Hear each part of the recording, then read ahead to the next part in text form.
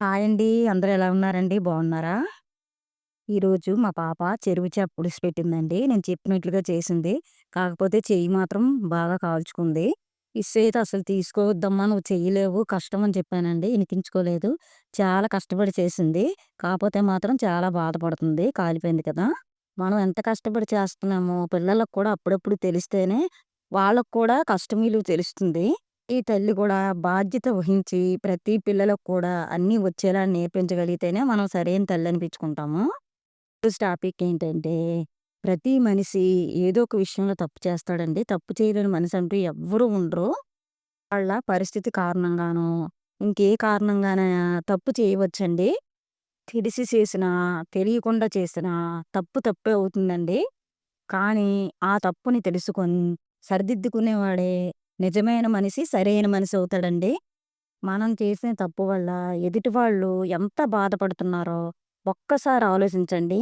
అలా ఆలోచించగలిగితే మీరు చేసిన తప్పే మీకు వేలెత్తి చూపిస్తుందండి. మీరు చేసిన తప్పు అని. నిజాన్ని నిజమని తెలుసుకోవడానికి ప్రయత్నించండి. అబద్ధాన్ని అబద్ధమని గ్రహించగలగాలి. వర్షం రాకడా, ప్రాణం పోకడా ఎవరికీ తెలీదండి. మన లైఫు ఒక నీటి బుడగతో సమానము.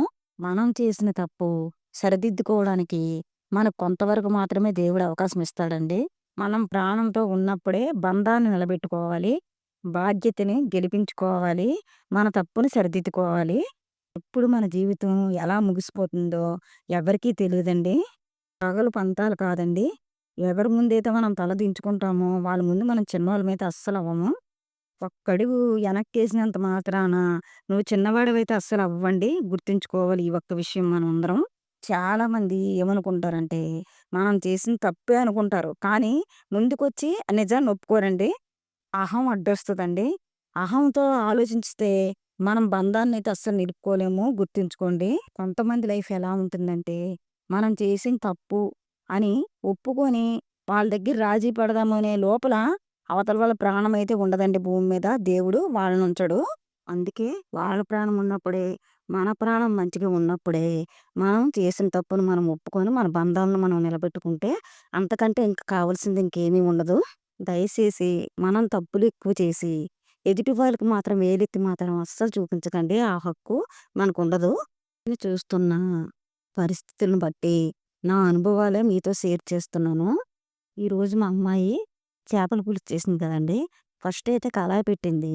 కళాయిలోనేమో మసాలా మొత్తం అంతా ఏపిందండి. నేనేం చెప్పానంటే, డైరెక్టర్‌గా కొంచెం వెడల్పుగా ఉన్న తపాలు తీసుకోమ్మని చెప్పాను. తనైతే కళాయిలో పెట్టి, మళ్ళీ ఆ కళాయిలో ముక్కలు ఎక్కువైపోయాయని తపాలో పెట్టి, ఆ తపాలు గట్టిగా 2 చేతులతో పట్టేసుకొని 2 చేతులైతే కాలిపోయింది. చేపల పులుసు అయితే నేను చెప్పినట్లే చేసిందండి. నా ఛానల్‌ను లైక్ చేయండి, షేర్ చేయండి, కామెంట్స్ పెట్టండి, సబ్స్క్రైబ్ చేయండి. నోటిఫికేషన్ కోసం అయితే గంట సింబల్‌నైతే యాక్టివేషన్ చేసుకోండి. Thank you for watching.